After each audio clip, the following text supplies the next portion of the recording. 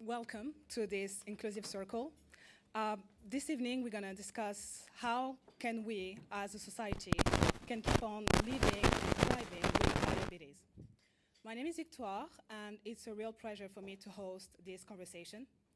Tonight, it's about more than the medical facts and more about the lived experiences of people managing diabetes on a daily.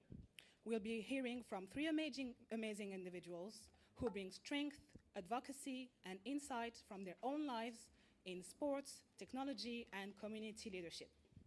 Tonight's event is brought to you by the Bullock Inclusion, a London-based initiative dedicated to promoting inclusion through impactful content, events, and campaigns. From fashion and physical activity to sport and lifestyle, the Bullock Inclusion's mission is to support people with disabilities and highlight their place in a more inclusive world. Now, it is my honor to introduce our distinguished guest, Her Worshipful, the Mayor of Hammersmith and Fulham, Councillor Sharon Holder.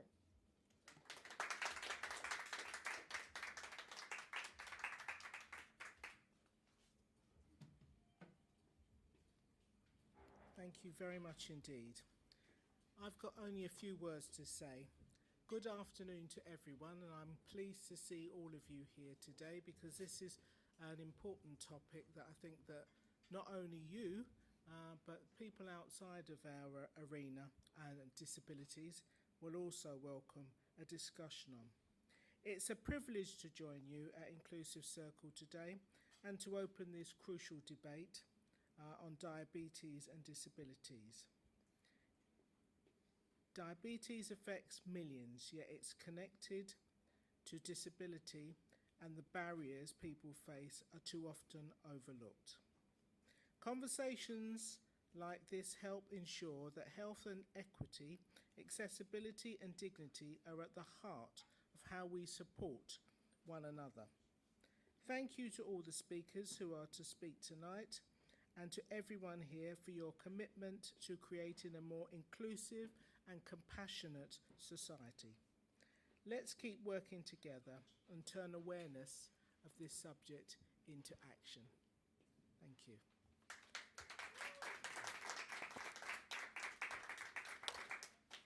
Thank you very much. Thank you for these kind words. So now, I would like to introduce you to our incredible panelists who each bring a unique story and perspective when it comes to living and thriving with diabetes. First of all, I'd like to introduce you to Gavin Griffith, who can come on the stage. Gavin lives with type 1 diabetes. He is an endurance runner and a leader of The Athlete, and he leads global peer education through sports. Our second panelist will be Francisco Fernandez. Francisco lives with type 1 diabetes. He works at Zebra Technologies, and he is a volunteer and an advocate of the Bullock Inclusion. Last but not least, we'd like to introduce you to Maxi Lampert, who's been diagnosed with diabetes in 2010. He is a community connector with Breakthrough T1D, and he uses Tandem and Dexcom, runs marathons for awareness.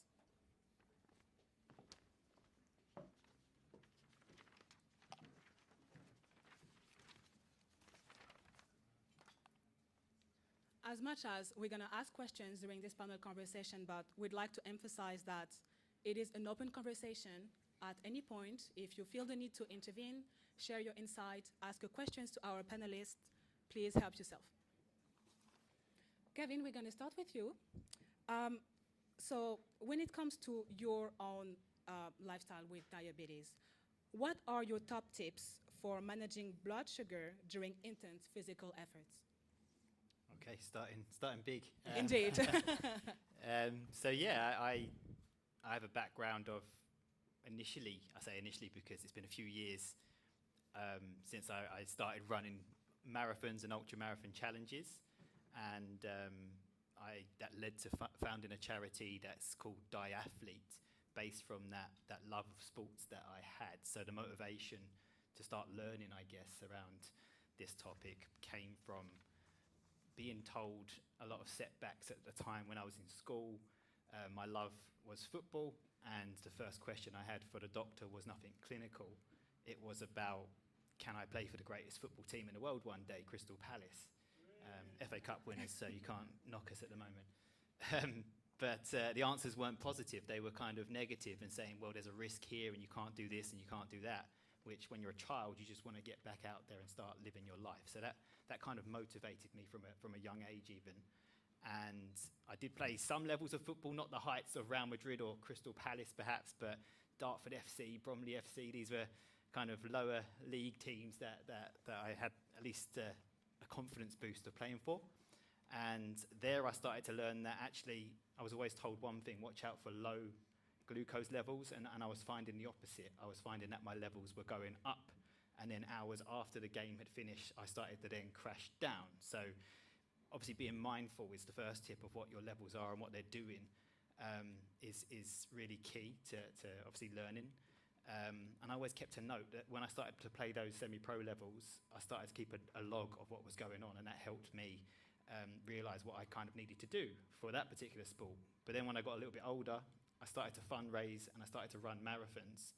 And of course, it was the opposite. My levels were always going down as I started. So I guess my first tip there would be, yes, there's a start line.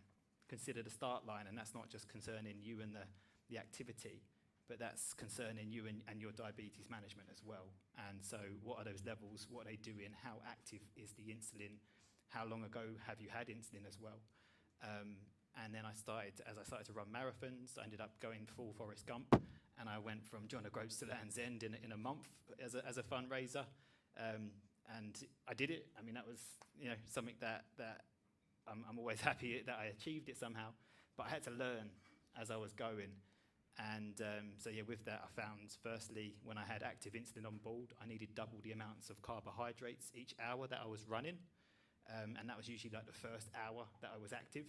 Then after that, I kind of started to work out a rough guideline that I needed half of my body weight into grams of carbs per hour. So with diabetes, basically you become a mathematical scientist, rocket scientist person, because you're constantly trying to figure out what's going on with your body. So if I weigh 80 kilograms, that means I need 40 grams of carbs per hour while running a marathon, because otherwise I'll go low, and that's going to really slow me down. So that was what I was kind of working out as I went outside of those insulin hours. If in the insulin bracket, which means the first hour that you're being active, you might need double the amount of carbs. And then that changes again once you bring different insulin pens and now insulin pumps and technologies into it, because the insulin going into a system is different. So every individual is different. But for me, when I was running on multiple daily injections, I needed that 40 grams of carbs per hour to match my body weight as I'd worked out. It wasn't exact, but it was a guideline. And I managed to kind of keep attention to what my levels was doing. If it says you're good, you're 5.5, that doesn't necessarily mean the truth. That means what is that level doing? Is it staying steady or is it going down? So you kind of have to keep a log of things, learn from those experiences. Don't be put off when the levels go up, like they did for me in football, or when they go down, like it has done in marathon running, but actually learn from those highs and lows as you go. And keep on running, I guess, would be the other thing. You get out there, you get going, and you'll find that you can do it. And sometimes it's just a learning curve as to how. All right. Yeah, I believe this is the motto, right? You keep running. You find a way, but you keep running.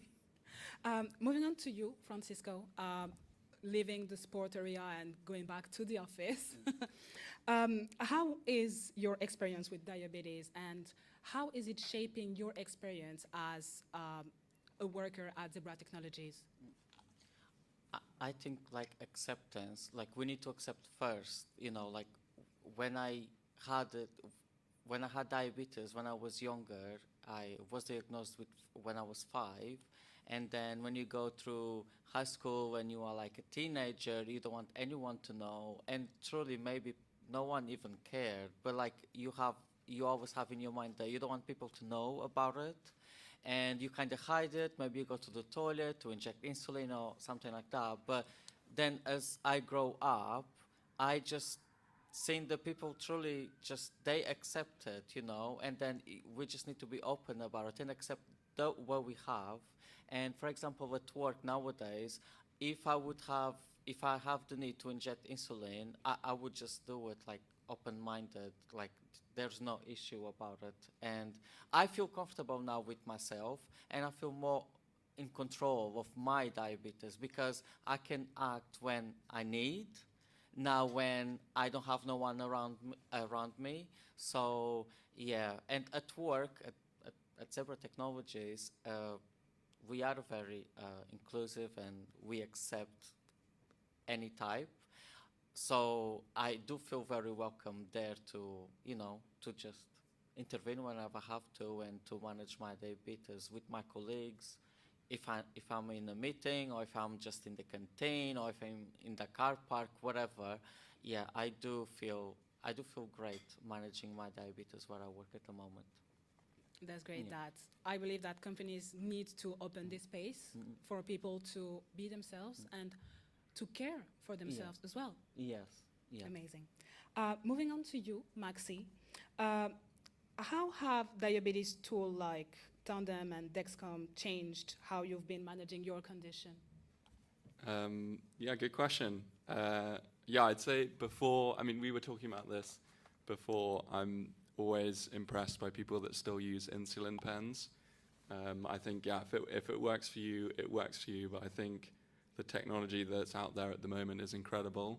So you guys might have heard of Zoe before or something like that, where you can kind of manage your blood glucose levels, yeah, like the same technology that Dexcom uses. And that's just incredible how before you have to think we always had to prick our fingers and test the blood to find the blood sugar. And we were doing that maybe 10 to 15 times a day. And now with Dexcom or Freestyle Libre or any of the other technologies out there, you literally get an update every 5 minutes. So it's incredible the technology that exists nowadays. And then, yeah, maybe on the pump side, yeah, I know Francesca still uses the insulin pens, so I don't want to be too mean to them. But on the pump side, it's great just having a device that you can quickly just kind of get out throughout your day if you're eating something or just managing your diabetes. Quickly give yourself some insulin and then continue. And yeah, for sure, it's been a game changer for me. I was thinking when we were talking before, the last time I probably used an insulin pen was 2014, 2015. Probably the last time I pricked my finger was maybe 2017 or something like that. And now knowing that, I think if I went back to that, I would just be stressed, not knowing like what my blood sugar is at every moment of the day. But yeah, no, for sure, it's been a game changer. Amazing. I strongly believe that if a technology is available, people need to get on it if there is a way for them to improve their own condition, really. So it's good that you are using that on a daily to make sure that you are thriving. Back to you, Gavin. You mentioned how you've been very active when it comes to sports, and we know that the sport community is supporting one another on a daily to keep on thriving. How important has peer support been to you, and how do you yourself see helping others? Yeah, I feel that living with type 1 diabetes especially, it's a condition that's every bit as emotional as it is calculated, and there is a lot of calculations when it comes to everything you do with diabetes pretty much. But I think even outside of that, I think we all, whatever our condition in life, we all benefit from peer support in a way, those around us. If we go to a workplace and we don't have any conversations, or we don't feel welcomed, or we don't have anything explained to us well, then we're not going to enjoy working there, right? So I see that as any condition, we really do benefit from that peer community. I think that starts not only in meeting each other, like we will instantly connect when we've got type 1 diabetes in common. I've always seen that. But when you bring that into an everyday scenario, you look at mum, dad, or if it's a child that's been diagnosed, or your family members, or your wife and husband, or partners, they're part of your peer community. They're dealing with type 1 diabetes in their own way. They're not physically like you are, but they're part of your support team. So I think it's really important to embrace peer support in all avenues of diabetes management. And yeah, I feel that insulin and things like that, yeah, absolutely essential to my life. But also what's essential is understanding how that works. And I think the peer community is a real place to feel safe, to feel encouraged, to build confidence. I think type 1 diabetes particularly is a journey of confidence, and it gets knocked when you get diagnosed, it gets knocked again when you get a hypo, a really severe one, or even a hyper, but you can pick yourself back up and go again, and I think that's where peer support really does come into it, when you've got others around you who understand it and get it. So yeah, from my experiences, that's key. In our charity, we have a place called the League of Diabetes alongside Diafleet, and the League of Diabetes brings peer support for adults, because I don't think a lot of that happens in adult care too often, to be honest. I think from paediatrics we have strong teams, but when you go to an adult transition into adult care, it gets a bit difficult. So we started a camp, it's happening next week, and again, we really see people that have lived with diabetes for 5 years, or people who have lived with it for 60 years, just connecting, and you can see that something's really, a chord's been struck there by meeting other people, so there's real power in that. And the final thing I'll say with that is globally, I've seen that there are such significant differences around the world. I've had the privilege of meeting people from all different continents and working with them. And there are real gaps in care, in healthcare from country to country. We're talking about technology here, but I've seen young people pricking their finger with their same insulin needle to test their blood sugar, and they can only do that once a day at best, because the test strips aren't provided, right? So there are big gaps, but I've seen the exact same thing around the world as well, and that is that we share so much in common, and that emotional journey, whether it's with parents, whether it's with peers, has such a value to actually help understanding diabetes go that extra level, to be willing to manage it every day, and we need that. Yeah, we absolutely do. Before we move to you, Francisco, because I believe that there is a strong sense of helping one another and supporting one another, it would be nice, as this session is filmed, if each of us could reintroduce ourselves, but physically this time, for our visually impaired audience people. If eventually you could go just look at yourself, what you are wearing, and describing one after another what you are wearing, just so the people who can probably see can know exactly what our panelists are looking like today. So Gavin, you have the mic. If you can describe yourself. How would I describe myself? You know, like Leonardo DiCaprio? A little bit. No, I mean, probably scruffy hair, white trousers for some reason, and a kind of pinstripe top. And yeah, my hair, I'm 33, and starting to recede a little bit, but I'm getting a bit anxious about that half the time. We don't see anything, promise. You know what? Shampoo does its job. So, yeah, that's, I guess, and I got a wedding ring on because my wife is also somebody living with type 1 diabetes as well. So there's peer support for me, and she's from Costa Rica. I'm actually your opposite, because I'm wearing green for my trousers and white for my top. I think I am very I'm friendly. I like to have fun. I like to talk, and I do like to look after myself as well. You have nice hair, indeed. I do try. Yeah, yeah. I do like my hair. I'm letting it grow now. I do like to eat good. Like, I'm like obsessed of eating good. Like I always say this, like, you are where you eat, and every time I put something in my mouth, I need to make sure that it's good. It's kind of an obsession, I think. And yeah, I'm as well. Yeah, I do like to be active as well. Yeah, I like to do exercise. Yeah, gym. Yeah, I go to the gym. If it happens, if my blood sugars goes high, I just go run for 10 minutes and then I go back to the weights. And it does work. It does work. Run 10 minutes and then, yeah, that's me. Cool. Maxi. I'm trying to think what famous person I look like.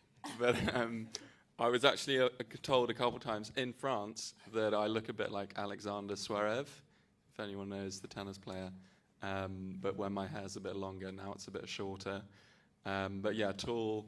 I'm wearing dark blue jeans tonight, green top, and we really registered on the green. Yeah, I would say also very, friendly, open. I don't think I diet as much as Francesco, but I try, definitely with diabetes. But yeah, what else? I wear glasses. Yeah, indeed, you do. And yeah, I hope no receding hairline. Amazing. So going back to you, Francisco, one thing about you, ever since we started working at Zebra, you've heard about how we are volunteering for different charities, and you're always on board. And this is something that is super inspiring for people in and out the office. So you've been supporting the Bullock inclusion for maybe 4 fashion shows now. Yeah. Yeah, going strong. Why is it so important for you to volunteer? I just love being part of, I just love being part in supporting and knowing the cause. It just makes you like just be there, like why wouldn't I do something like that? And yeah, I do love the energy, the mess, the rush, and have this happen. What we're going to do in this situation, and then you improvise. Oh no, just go to that door. Don't do that. And I do like this the whole thing, and just being part of it. Just finding the solution and supporting whenever it's needed. And then at the end of the shows is always like you just feel like happy that everything went well, and then you see these amazing talented people, and the amount of diversity that we have around us is like so amazing to see that we are all like sharing the same space and enjoying ourselves. Like that's very, very, very good. Yeah, I do feel good about it. All right, and it's always a pleasure to have you as well in the team. He's always supporting people. He's always trying to bring the right energy during volunteering events, and I think this is how you create a good community of volunteering people, always willing to give their time and efforts to support a good cause. Yeah. So as we are about to wrap up this session, we're gonna get back to you, Maxi, because you've been very active when it comes to the T1D community. We'd like to know more about what you do there and also what inspires you when it comes to this specific community. Yeah, sure. So I work for Breakthrough T1D, who I guess we'll talk about. Indeed. Yeah. I see the question. They're a very, very large charity in the US, fully focused on type 1 diabetes and breaking it down. And they recently rebranded in the UK from JDRF. Some of you guys might know that. And again, advocating for type 1 diabetes. The main cause is finding a cure. And I've been fundraising for them. I don't run ultramarathons, just normal marathons. And I've been fundraising for them since 2018. And then last year they asked me to become, they called it a community connector. So there's, I think, 5 of us in the UK. And the idea is that we come to events like this and we talk about Breakthrough T1D and what the charity can provide. And the main idea is that it's, I guess, like a peer support network. They help kind of create brochures and different kind of information packs for newly diagnosed people, people who've had diabetes for a while. So, for example, like we recently launched how to deal with diabetes with pregnancy, and that was a big brochure that we kind of shared around. But yeah, it's kind of talking about the charity at different events like this, and that's what I, as a community connector, do. Amazing. Thank you very much, Gavin, Francisco, Maxi, for your insights.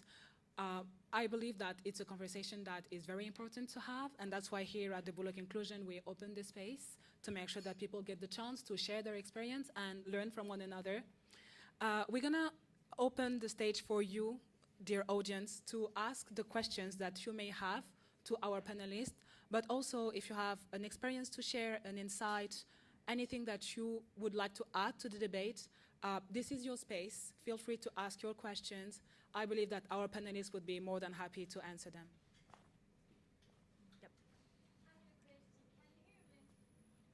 Yep. Yes, we can, but ideally a mic would help, I believe.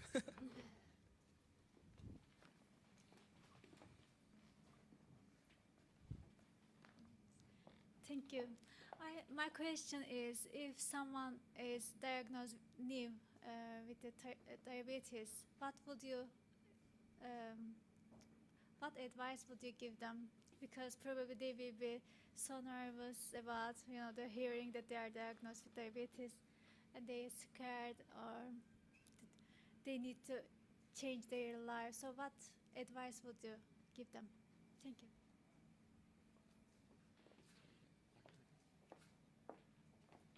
Yeah, I can take that. I would go to the Breakthrough T1D website.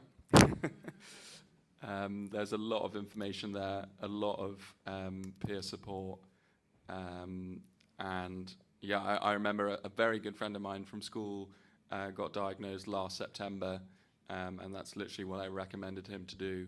And they very quickly connected him with like a mental health coach, as well as like connected them with the wider peer support team. And they talk to people like us who have type 1 to kind of make you feel like you're part of a community and can deal with it a bit better. So yeah, that would be my piece of advice. Yeah, good question, and a really important one. And I feel it can be also quite difficult and intimidating, kind of linked to that in a way as well, when you take in a lot of information, and particularly if it's a young person. I find that parents will. This is how I was. My mum was trying to take in every bit of information that she possibly could, and absolutely, like going to a website like that is going to really help break it down, make it also a bit more relatable. But me as the child, I was like, I just want to get back out and be me again. I kind of shut off from having any kind of conversation about it, and I probably wouldn't have taken information in that the doctor was telling me about. So that was where I had a challenge. But I think if they can see somebody like them living with the condition early on after their diagnosis, like you guys or anybody, then that goes a long way. And I think a message is that your future is still yours. You are still you. That never changed.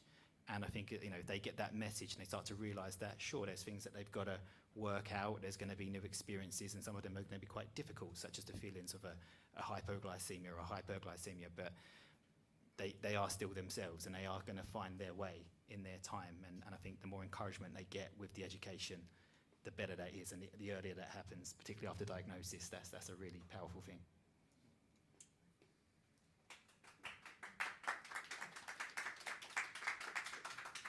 I believe we have time for 2 other questions.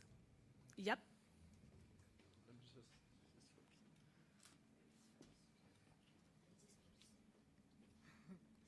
Hello guys, very lovely to be here.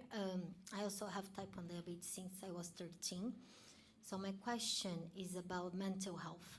So you mentioned something about the emotional side of the condition, and it's very, very real. I was diagnosed at age 13, and acceptance wasn't easy, mainly because we didn't have the resources or the peer support, the community we have nowadays. But it is still very challenging to deal with the ups and downs, even though we have technology today. So I would like to know, how do you handle the mental sides of diabetes on a daily basis? And my husband here is just, saying, yes, is it hard, love? It can be hard, yes. You need a lot of support, and thankfully I have. Thank you. Would like to go first? Well, I think sometimes things just go out of hand, but it's just us putting forward to correct those incidents, And sometimes I think, if my mom that doesn't have diabetes would have this amount of sugar, she would have the peak anyway. And her body would take time as well to deal with it. So, and then that's me to deal with that peak, And so it's just like embracing it, and things will go wrong when you go out for a dinner and you don't know what actually you are eating or how much sugar it contains, whatever. We just adapt and it will be fine, and we'll explore it. We just need to embrace it and just learn from these mistakes, and then maybe next time when we go back to that restaurant, we would know how to behave or how to be prepared. But yeah, I think it's all about exploring and accepting that we do mistakes and learn from those mistakes and then keep going forward. It will not always be easy or clear. So we'll always find something that we need to discover or explore. But then once we reach there and we have that knowledge, then we'll just, keep going. Yeah, that's what I think. Yeah. Yeah, I really agree with that as well.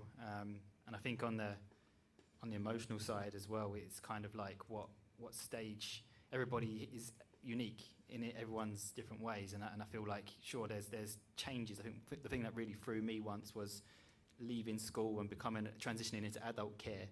And why? Because that's a big change. You're kind of unsure about what the future holds, and that is a natural way to feel a bit uncomfortable. And of course, then when you live with a medical condition, as we know with type 1 diabetes, it also then can have an impact on how you feel about managing the diabetes with that change. Recently, a couple of years ago, I was made redundant, and I went from one thing where you're kind of top of the world one moment, founding a charity and doing things that you really enjoy, to then kind of losing your job when you least expect it. So again, that's kind of like life is like that. Life is going to throw you some challenges along the way. But I think just as you said there as well, it's kind of like how you adapt to that. And I think that's the power of a peer community. When you've got people that are there for you, whether that is your husband, whether that is your family, and of course, and yes, whether that is peers who have type 1 diabetes and understand that side of it. I think they're the ones that are going to pick you up when you need it, and certainly when it's diabetes, you really have to do a lot, particularly as an adult, to come out of your comfort zone and start talking to people and reaching out for help. I think even more so, I think as men, I can say that we are kind of, we put ourselves into a shell quite a lot, and you see a lot of mental health issues all around the country at the moment, but particularly men, I would say, don't open up enough. We're not quite expressive, and I'm not as expressive as my wife, for example. But if you don't reach out and you bottle it up, that's when it grows, and that's when it becomes a lot worse. So I think having those people that you can trust close to you, yes, loved ones, but sometimes it's outside of the loved ones. It's those who get it, such as peers with type 1 diabetes in common, and then saying, I'm going to come out my comfort zone and go to something like a camp or like an event like this. I think then that's when you really start to have a click, and that's where things can start to progress in the right way for you.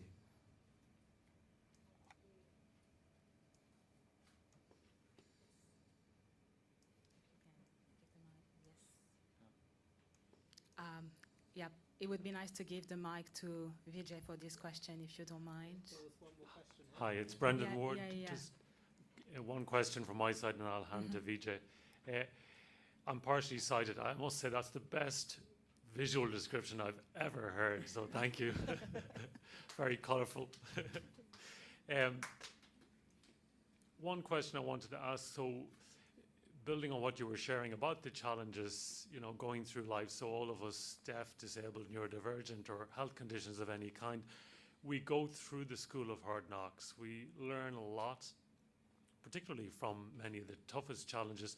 If you were to meet yourself the day after your diagnosis, what's one word of advice you would give yourself from this place you're in now, with wisdom that you've earned with much struggle and insight? What's one word of wisdom you'd give that younger self the day of your diagnosis? That's a strong one, yeah.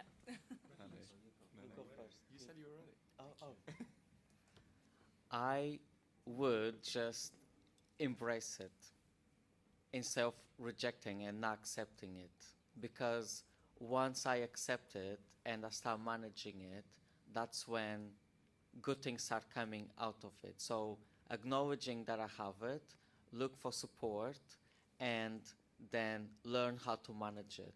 Because back then when I was diagnosed at the early, I was 5 years old, and running after chickens. Truly, that's how I was diagnosed. I was running after my chicken, my grandma's chickens, to put them back into their own home, and yeah, and so after that day, I would be like, yeah, this is what I have. This is the support that I have at my available for me, and this is how I'm going to manage it. Yeah, instead of like kind of hiding it, now being honest with my true self and with what I have, and honest as well with people. You know, sometimes I think like, oh my God, if something had happened to me and no one even knew that I had something, you know. So yeah, just being open and accepting it, and yeah, just be out there and embrace it. Yeah, that's what I would do. Yeah, I'd say I was diagnosed with 13, and for me, it was like right between. It was like the summer. I was actually diagnosed 2 days after my birthday. My birthday's on the 10th of August, and it was the summer before I went to like secondary school. So it was two huge transitions in life, and I'd say if I would go back to that moment, I'd just say be open and honest about it. I think I really struggled at the beginning, not just accepting that people would understand what I had. So I always remember, like, in lunchtime, I had to like weigh my food still, because back then, I guess carb counting wasn't what it is today. And yeah, I was super embarrassed about doing that. And I remember like going to the toilet to inject and then coming back to eat my lunch. So yeah, so I definitely say just be open. Now it's a complete part of who I am. Like, I'm super happy talking about it and talking openly about how it's affected my life, and hopefully can teach people something. But yeah, I'd say that's probably the key thing, if I could go back to that 13-year-old boy. Yeah, I mean, pretty much the same for me as well. Just would say to my younger self, keep being you, keep being yourself. Don't be derailed by this diagnosis. When I was in school, I got a bit of name calling about my diabetes. People didn't really understand it, and I had to go into it's a bit like being Harry Potter, and I had to go to test my blood sugar. I couldn't do it in class. I had to go to the teacher's cupboard to do a finger prick, and kind of gave me this unwanted attention. I don't know if you had this as well, but also lunchtime, because the insulin had to work at a certain time. I had to go to lunch and about half hour early before other kids. So everybody then suddenly wanted to be my friend at that particular time so they can get out to go to lunch with me. And that also made me feel kind of awkward. And I feel like I started to get a bit shy and a bit derailed, if you like, from being myself. So that's what I would tell myself, is to stick with your guns and be yourself, and not lose that confidence. Because yeah, for me, it didn't end. It did in the end. Obviously, I am where I am today, but at that young age, I was very vulnerable, and I didn't really have the guidance around me, perhaps, or the right words in the school environment, and I ended up getting into fights and stuff, and getting into trouble. I remember having a year in when I'd gone to secondary school in something called the exclusion room. I needed to be included, not excluded, and so that's kind of how I felt. But I think if I had somebody in my ear saying, you know, don't listen to that, be yourself, and you can work with this, I think that encouragement goes a long way.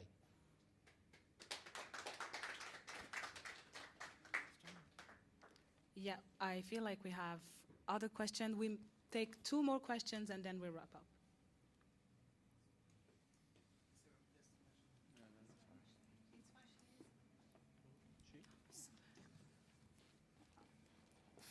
Hello.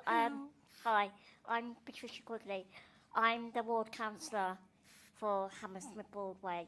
First of all, guys, thank you. You're very fashionable. Love the description. And thank you for moderating as well. It's been very interesting. Diabetes run through my family. My dad was diagnosed quite late in life, and he was able to manage with tablets. What I want to ask actually is slightly different to what was the question before.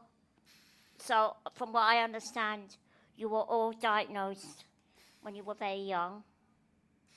So, I would imagine quite traumatic that you had to deal with.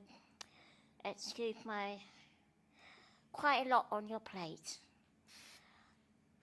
As a society nowadays, I would class the way I would describe it is you have an invisible disability because you can't see it.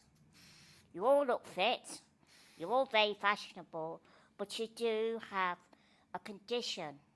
So what would be the one thing you would say to society? How can we as society support those that are diabetic? How can we do that? Because it is upon us all to support each other. So how can we do it?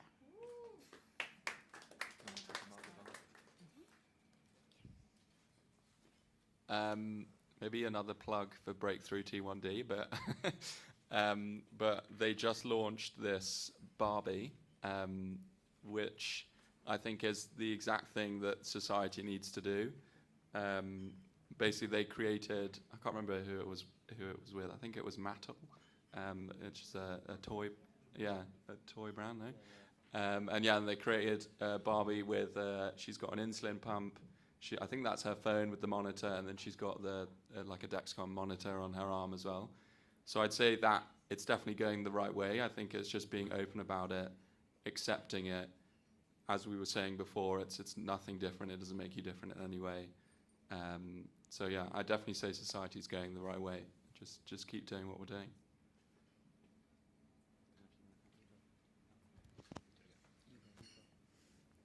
Yeah, it's a really difficult one in some ways, but I think as a society, we are much more open and inclusive, and it's always improving all the time. So that's good, and I think credit as well to a lot of organisations out there, but a lot of individuals, whoever's been willing to go and share their story online. I think you see a real strong community of people with diabetes out there, particularly on all the social channels that are interacting and also making public awareness. But I think also something to add to that would be starting with the establishments, school. I mentioned that I went through a bit of a bad phase, actually probably one of my worst phases when I was in school.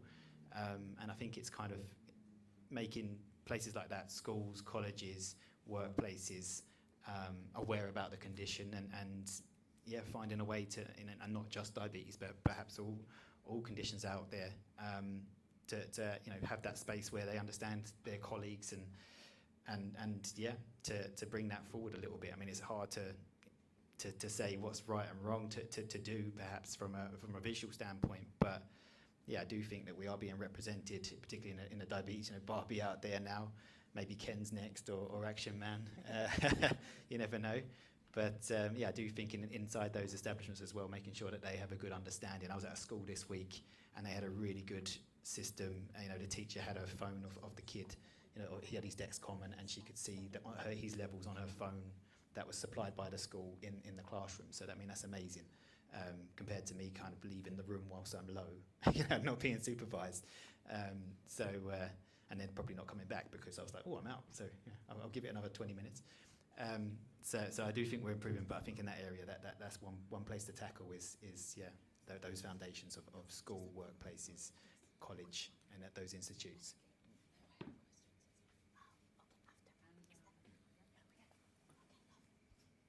We're going to take one last question. Can I just comment on what you guys said, because I feel very passionate about this lady, this bright lady. What's your name? It's Patricia. Patricia, I felt like my heart sank when you asked the question, because we are so invisible to society. I feel like it's not improving in a rate that it should, unfortunately.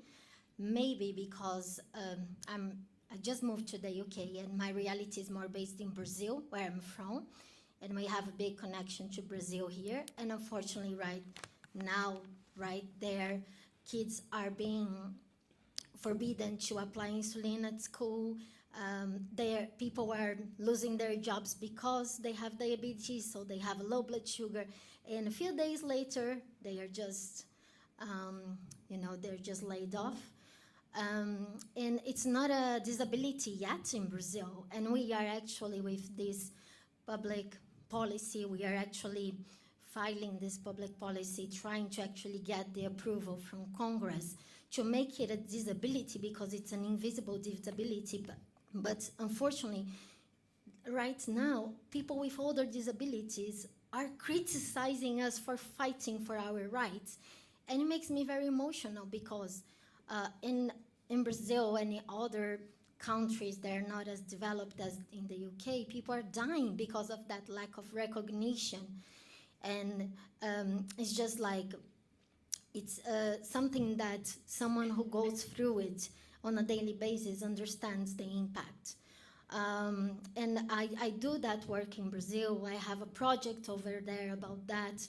And one of the things we do is also about visibility, is about showing the people what it feels like, what it's like to live with that condition on a daily basis. But I feel like we're still very behind.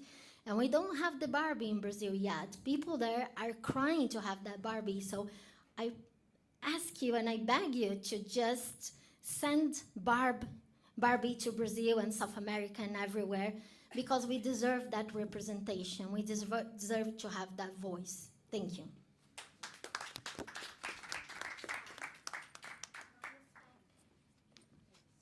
All right. And last but not least. Oh, yeah. I just want to make. Yeah, of course. Please help yourself. You can take the mic. I'm sorry, what's your name? Fabiana. Well, first of all, thank you for being so honest and open. And it is very difficult. And I really hope I didn't offend anybody by saying invisible disability, because nobody, in my opinion, is invisible. I have a physical disability. It's very clear. You can see my disability. But for a lot of people with invisible disabilities, you simply can't see them. And I think it needs to be brought out more. It needs to be discussed. I would actually say, please bring Ken or Action Man out as well, because we need to make everything equal and inclusive for society. But I really meant that everybody should be included in everything. So thank you so much for explaining your side. And I hope Brazil gets its act together. I'm sure it's a beautiful country. I'll give it to her. And I want to... Fantastic. I actually have a question. What I'm hearing is three young gentlemen up there, and I am ignorant to diabetes, and I have three young children, and I am concentrating on neurodivergent behaviours. What I'm not looking at is actually something else, as three young gentlemen that have experienced something from a very young age that I'm totally unaware of as a parent.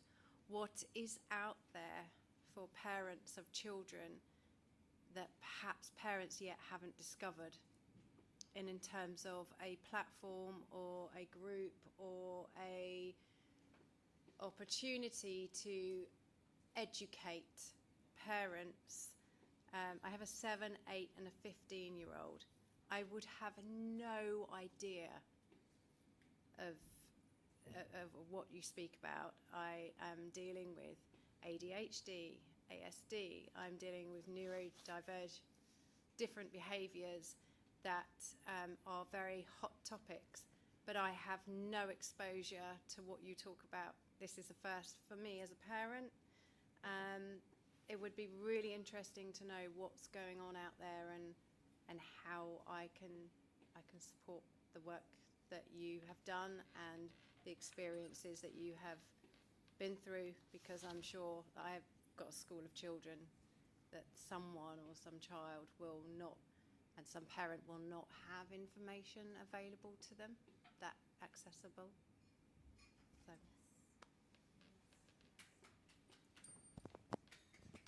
Yeah, really important question.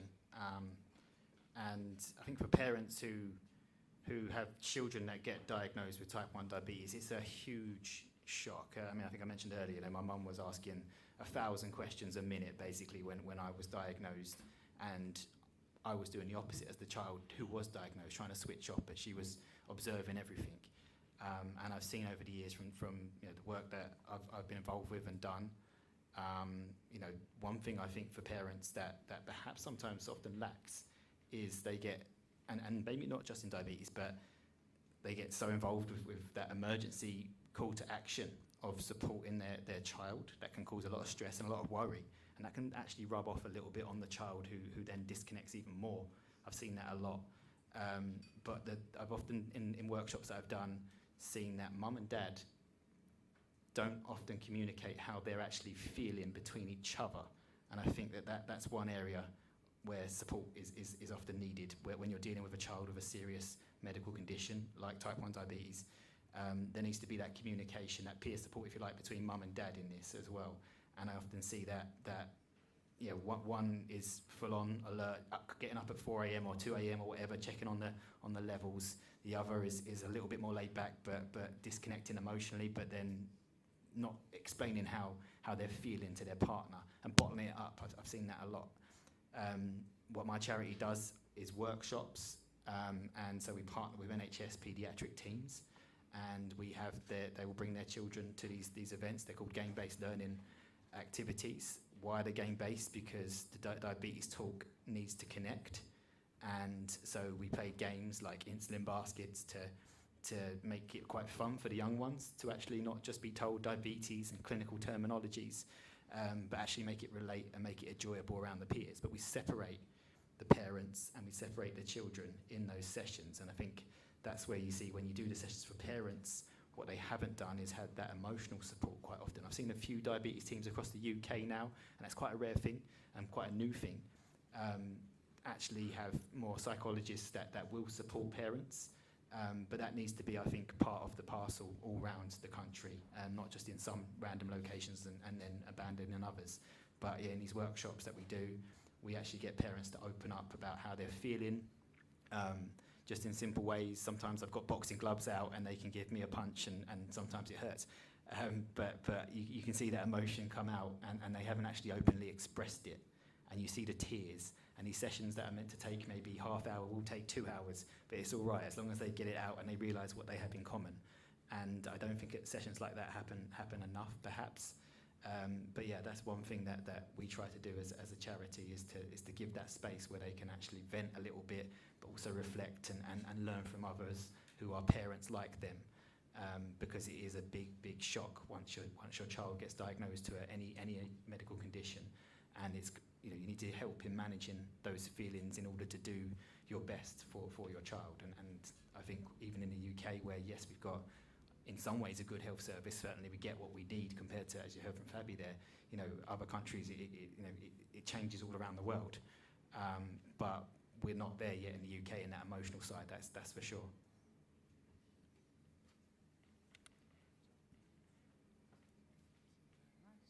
And yes, one last question. Hi, my name is Vijay. My family has a lot of pre-diabetes and diabetes in it. I myself have many invisible hidden disabilities, I guess you can call them. And the question I had for you was, have you discovered some kind of app, trick, or tool that helps you in your daily life? And there's another question as well, if I can add, actually, from the back of what you were talking about. I'm also autistic myself, and actually I wanted to know if you know any information about the sort of stats, the overlaps between neurodivergence and diabetes, because it's something I noticed talking to a lot of different people. So there's 2 questions there, but yeah, thank you.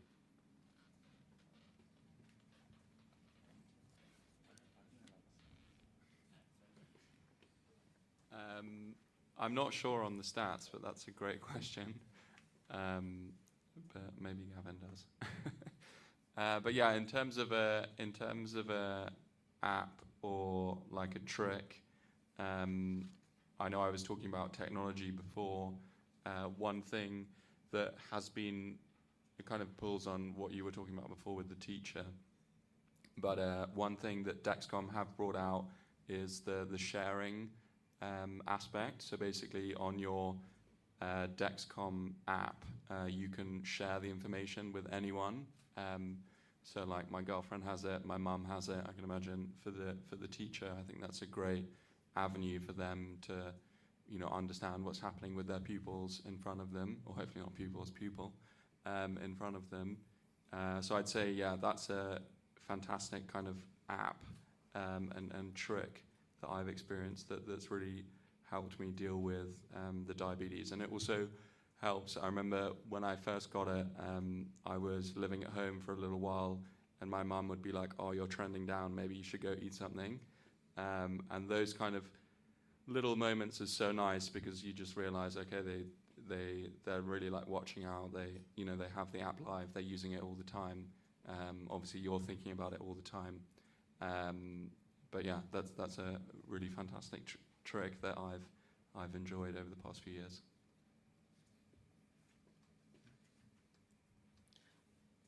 I agree with you because like before, because I was diagnosed so early and there was nothing like this before, and then just having the access of having the control like all the time about my values, it just gives me the chance to act then and have the full control of what's happening with my sugar levels. So yeah, definitely I use Libra, and the app is amazing as well. So it does even help me like with trends, like what has happened on the previous 90 days. Oh, maybe like during the night I normally higher. Why is that? Can I do something to change that? Or I can share it as well with someone that would like to, and just just knowing that you have the support, like I'm just distracted, and then there is someone that can actually support you to be like, oh, something is happening with you, just go there and check. So yeah, it's very good nowadays. And even after talking with you about the pump, because I was not too keen to it, and then just hearing your experience, it just made me like wanting to know more. And I will just go back to my doctor and I'll be like, what about this pump? How can I have it? Can I try it now? And yeah, so so I'm all in for the technology. Yeah, I don't know about the stats. I'm sorry.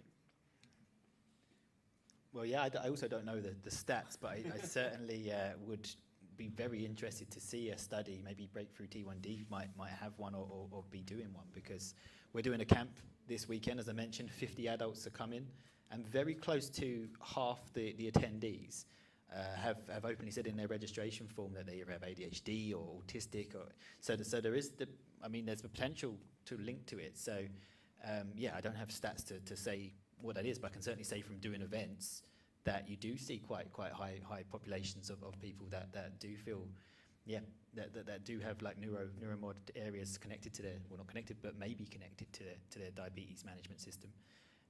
So it would be interesting to see more on that. And absolutely, I also agree that apps we're looking at the future, and I think that is a real way of not only helping us in our management, but also in our connectivity with others as well. You know, you can do that through these apps as well, which is really impressive.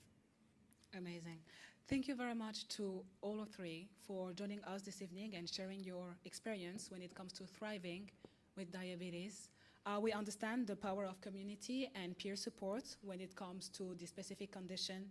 We understand how technology as well is definitely transforming diabetes management, and how it is a great support for anyone who is dealing with that on a daily.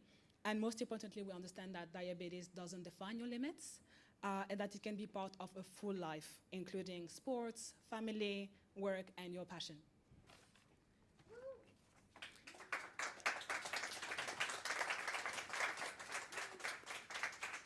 So before wrapping up these sessions, we believe it's very important to thank our sponsors. Without these people, we could not run that type of events.